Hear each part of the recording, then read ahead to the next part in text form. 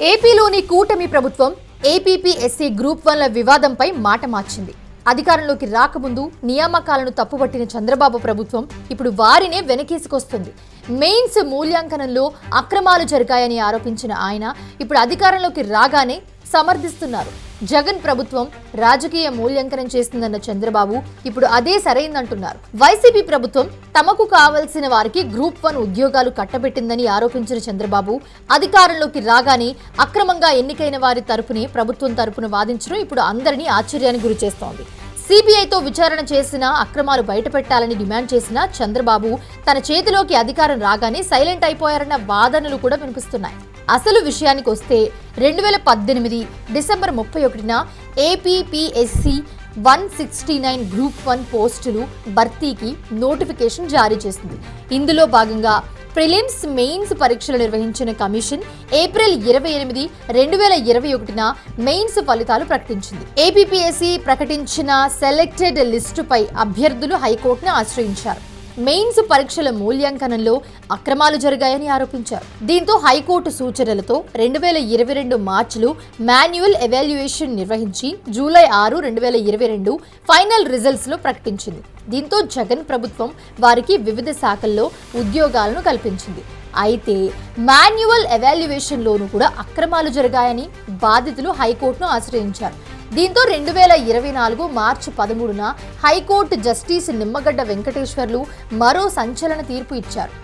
APPSC కార్యాలయంలో కాకుండా Highland రిసార్ట్లో evaluation చేశారని, ఇందులో భారీ స్థాయిలో అక్రమాలు జరిగాయని ఆరోపణలు వ్యక్తమవుతున్నాయి. వీటిని పరిగణలోకి తీసుకున్న హైకోర్టు మెయిన్స్ పరీక్షను పూర్తిగా రద్దు చేయడంతో పాటు 2022లో ప్రకటించిన ఎలిజిబుల్ లిస్ట్ను క్యాన్సిల్ చేసింది. 6 నెలల్లో మెయిన్స్ తిరిగి నిర్వహించాలని, సరైన రీతిలో మాన్యువల్ ఎవాల్యుయేషన్ చేయాలని చెప్పి ఆదేశించింది. హైకోర్టు తీర్పును ఏపీపీఎస్సీ డివిజన్ బెంచ్లో సవాల్ చేసింది. దీంతో మార్చి 21 high court division bench single judge తీర్పును సస్పెండ్ చేసి విచారణ మొదలుపెట్టింది. అయితే అప్పుడే ఏపీ అసెంబ్లీ ఎన్నికలకు నోటిఫికేషన్ రావడంతో గ్రూప్ 1 పరీక్షల్లో అక్రమాలు జరిగాయన్న అంశం హాట్ టాపిక్ గా మారాయి. జగన్ ప్రభుత్వం అక్రమాలకు పాల్పడిందంటూ టీడీపీ నేతలు ఆరోపణలకు దిగారు. ఏకంగా సిబిఐ విచారణ జరిపించాలని గతంలో టీడీపీ అధినేత చంద్రబాబు డిమాండ్ చేశారు. అక్రమాల్లో ప్రభుత్వ పెద్దల పాత్ర ఉందని ఆరోపించారు.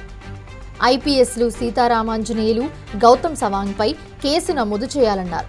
ఏపీపీఎస్సీని వైసీపీ కార్యాలయంగా మార్చేశారని, కమిషన్ పెద్దలు కోర్టును సైతం మోసం చేయాలనుకున్నారని ఆరోపించారు.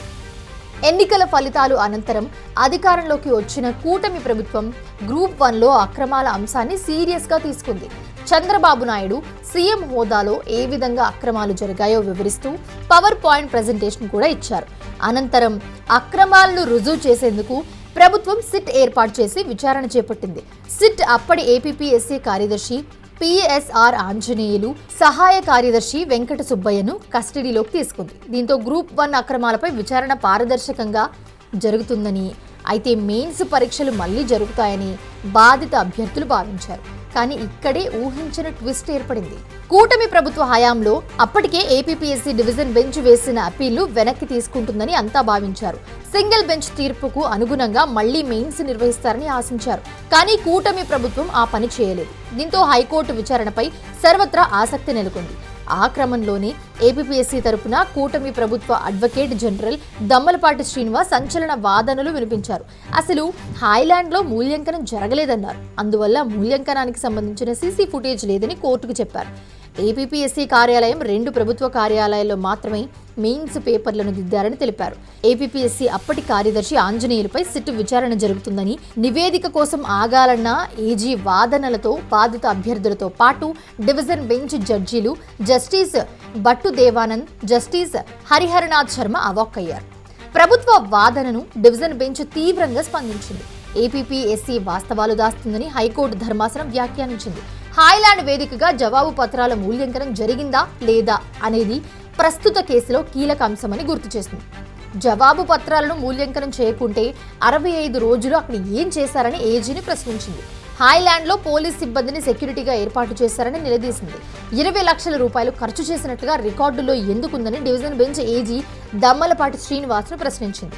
మరోవైపు ఉద్యోగాలకు ఎంపికైన అభ్యర్థుల తరపున సీనియర్ న్యాయవాదులు మాజీ AC CV Mohan Reddy, YCP leader cell ప్రతినిధి మనోహర్ రెడ్డితో పాటు టీడీపీ అధికార ప్రతినిధిగా ఉన్న జీవీ రెడ్డి వాదనను వినిపించారు. గతంలో గ్రూప్ 1 అక్రమాలు జరిగాయని ఆరోపించిన జీవీ రెడ్డి ఇప్పుడు అదే ఎంపికైన ఉద్యోగుల పట్ల వాదించడం ఇప్పుడు ఏపీ రాజకీయాల్లో హాట్ టాపిక్ గా మారింది.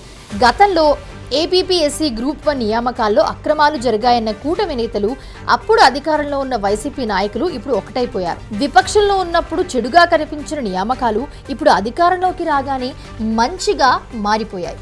గ్రూప్ 1 విషయంలో జరుగుతున్న ఈ పరిణామాలు ఏపీ రాజకీయాల్లో విచిత్ర పరిస్థితిని కళ్లకడుతున్నాయి. ఈ రాజకీయ అవకాశవాదాన్ని చూస్తున్న ప్రజలు చీకొడుతున్నారు. అయితే తమకు న్యాయం చేసేవారు లేరా అంటూ బాధిత అభ్యర్థులు కన్నీళ్లు పెడుతున్నారు. అధికార విపక్షాలు ఒక్కటై తమకు చేస్తున్న అన్యాయం నుంచి న్యాయస్థానమైన తమను కాపాడుతుందేమోనని ఆశగా ఎదురుచూస్తున్నారు వాళ్ళంతా.